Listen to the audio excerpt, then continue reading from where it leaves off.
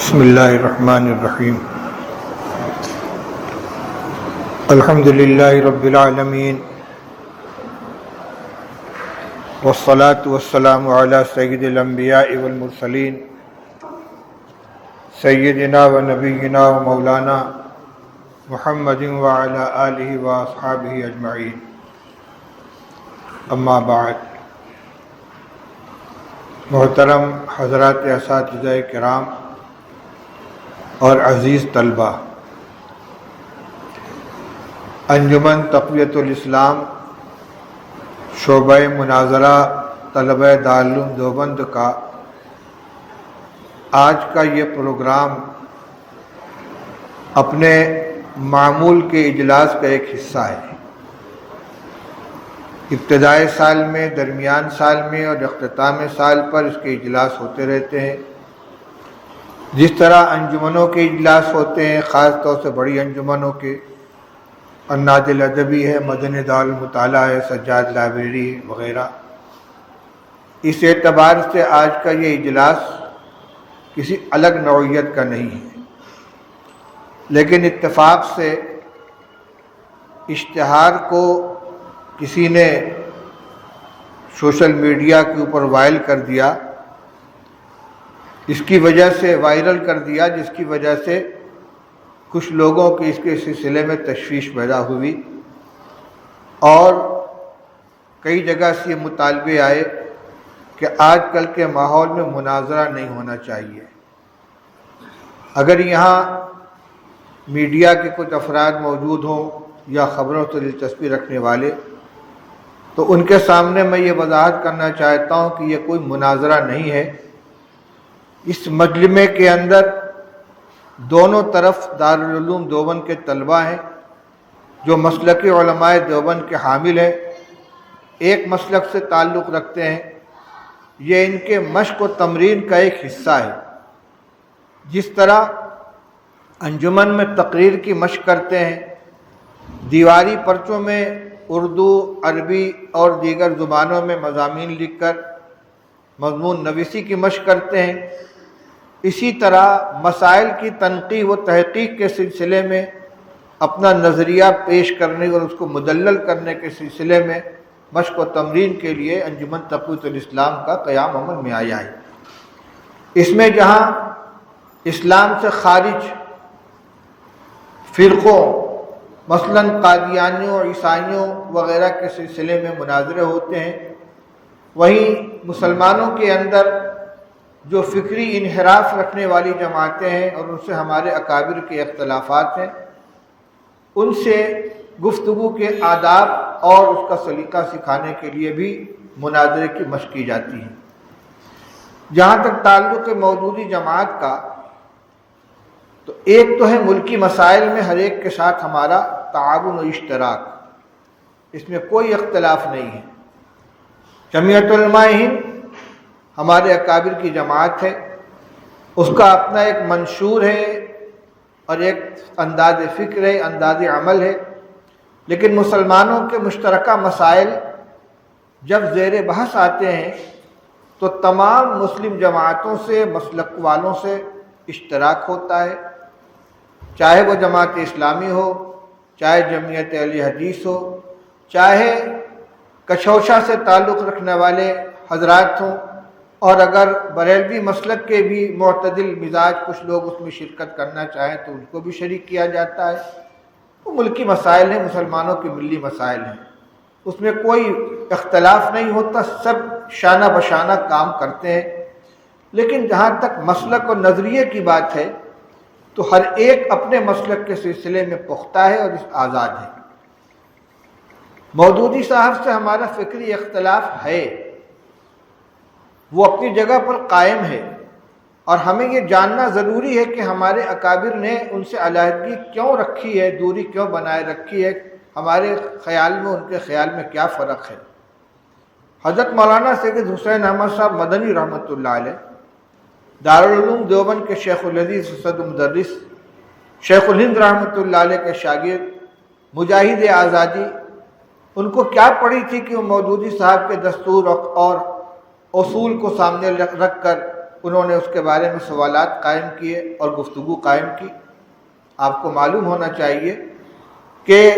مودودی صاحب کی سب سے پہلے گرفت کرنے والے مولانا حسین احمد صاحب مدنی رحمۃ اللہ علیہ۔ جب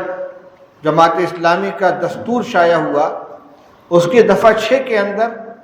یہ دفعہ موجود تھی کہ کسی کی ذہنی غلامی میں مبتلا نہ ہو، ہر ایک کو اللہ اور اس کے رسول کے دیے ہوئے معیار پر پرکھے۔ حضرت مدنی رحمۃ اللہ علیہ کان کھڑا ہو گیا، انہوں نے سوال اٹھایا کہ کیا صحابہ کرام رضی اللہ تعالیٰ عنہ کو بھی ہم اسی طرح پرکھیں گے، ان کے بارے میں بھی جانچ پڑتال کریں گے، ان کی بھی تنقیح کریں گے، یا وہ ہماری تنقید سے بالا تر ہیں؟ تو اس کا یہ جواب ملا کہ نہیں، وہ تنقید سے بالا تر نہیں ہے، ان کے اوپر بھی اسی طرح تنقید کی جائے گی۔ چنانچہ آگے کا پورا عمل اسی کے مطابق رہا، کسی کو چھوڑا نہیں گیا۔ یہ بنیادی اختلاف شروع ہوا ہے یہاں سے، اور پھر تفصیلات کے اندر جائیں تو دین کی پوری تعبیر کو مودودی صاحب نے اپنے انداز سے بدل ڈالا۔ رب کا کیا معنی ہے، الہ کا کیا معنی ہے، دین کا کیا معنی ہے، عبادات کے اغراض و مقاصد کیا ہیں، نماز کس لیے پڑھی جاتی ہے، روزہ کس لیے رکھا جاتا ہے، اور حج کس لیے کیا جاتا ہے۔ ایک تو مفہوم اور اغراض و مقاصد وہ تھے جو امت کے اندر متوارث چلے آ رہے تھے، ایک وہ ہے جو مودودی صاحب نے بیان کرنے کی کوشش کی۔ مولانا ابو الحسن علی ندوی جیسا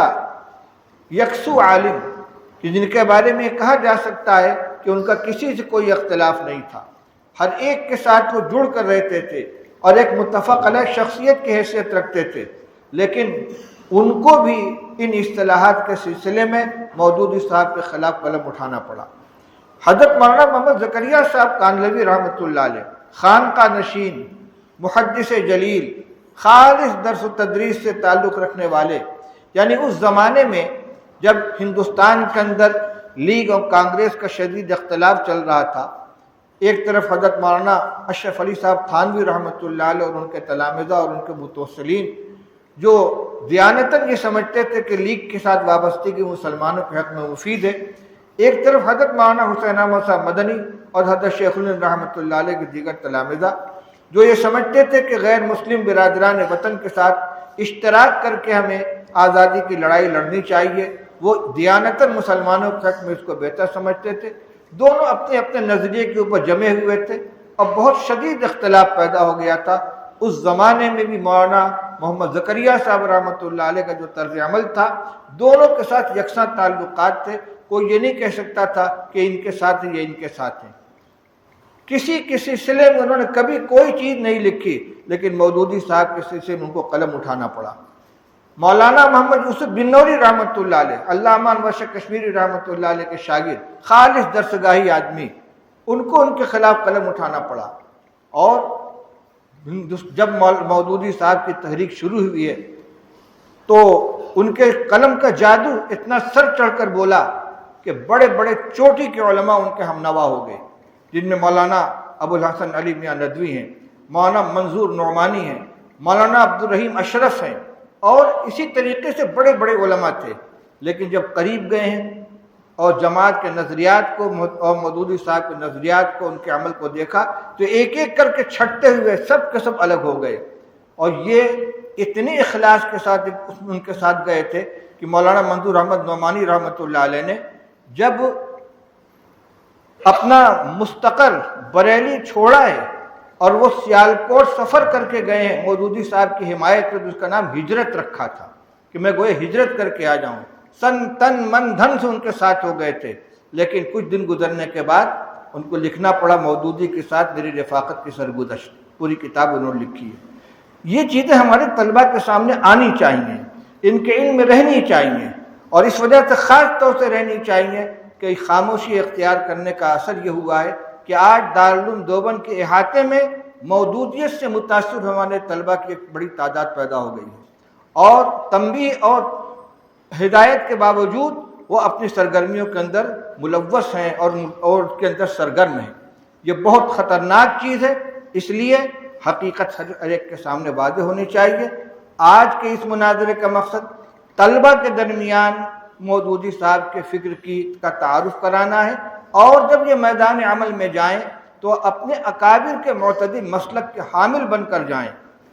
ہمارا اختلاف بہت سی چیزوں میں جماعت اہل حدیث کے ساتھ بھی ہے، بریلوی حضرات کے ساتھ بھی ہے، جماعت اسلامی کے ساتھ بھی ہے۔ یہ اختلاف ہمیں ہی اختلاف نہیں ہے، ان کو بھی ہم سے اختلاف ہے، مودودی صاحب کو بھی ہم سے اختلاف ہے، جماعت اسلام اور جمعیت اہل حدیث کو بھی ہم سے اختلاف ہے، بریلویوں کو بھی ہم سے اختلاف ہے، ادھر سے بھی ہے ادھر سے بھی ہے، لیکن وہ نظریات کا ہے، مسلک کا ہے، دین کے احکام کا ہے۔ اور جہاں تک ہندوستان کے اندر مسلمان کی حیثیت سے جینے اور زندگی گزارنے کا معاملہ ہے، مسلمانوں کے حقوق کا مسئلہ ہے، ان کے ملی مسائل کا مسئلہ ہے، ہم سب ایک ساتھ رہتے ہیں۔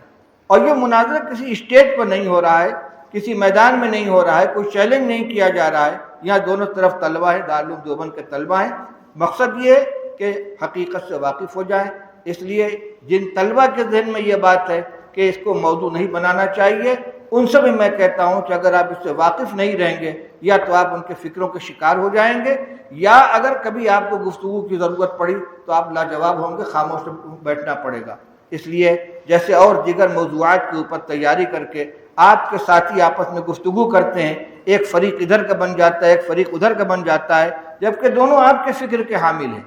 اسی طریقے سے یہاں بھی دو جماعت بنا کر ان افکار کا تقابل کیا جائے گا تاکہ آپ کو معلوم ہو جائے کہ مودودی صاحب کے جماعت اسلامی کے نظریات کیا ہیں، ہمارے اکابر کے نظریات کیا ہیں، کیوں حضرت مدنی، حضرت مولانا یوسف بن نوری، حضرت مولانا محمد زکریا صاحب کاندھلوی اور مولانا منظور احمد نعمانی، مولانا نجم الدین اصلاحی، ان جیسے اکابر نے کیوں ساتھ دینے کے بعد نہیں، ساتھ دینے والے تو چند تھے، ان جیسے اکابر نے آخر کیوں مودودی صاحب کے نظریات کی تردید کو ضروری سمجھا۔ اس لیے آج کے اس مناظرے کو آپ غور سے سنیں، اس کے مضامین کو ذہن میں رکھیں۔ ہاں، مجادلہ،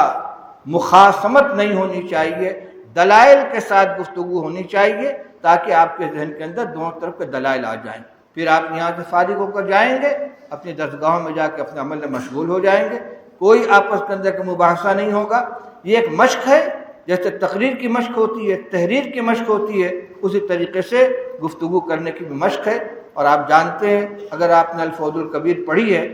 قرآن علوم کو جو حضرت شاہ ولی اللہ رحمۃ اللہ علیہ نے 5 قسموں پر منقسم کیا ہے، اس میں ایک علم المجادلہ بھی ہے کہ دوسرے کے ساتھ گفتگو کرنے کا بھی انداز قرآن نے ہمیں سکھایا ہے۔ وجادلہم باللتی ہی احسن، اسی مجادلہ باللتی ہی احسن کو سکھانے کے لیے انجمن تقویت الاسلام کے ذریعے اس طرح کے پروگرام ہوتے ہیں۔ ان کا مقصد نہ حقیقی مناظرہ ہے، نہ کسی کو یہاں چیلنج کیا گیا ہے، بلکہ طلبہ ہی کے دو جماعتوں کے درمیان مباحثے کی شکل پیدا کی جا رہی ہے تاکہ دونوں طرف کے دلائل ہمارے سامنے آ جائیں اور ہم اپنے اکابر کے معتدل مسلک کے اوپر گامزن رہتے ہوئے آگے قدم بڑھائیں۔ اللہ تعالی ہم سب کو صحیح عمل کرنے کی توفیق عطا فرمائے۔ وآخر دعوانا الحمدللہ رب العالمین۔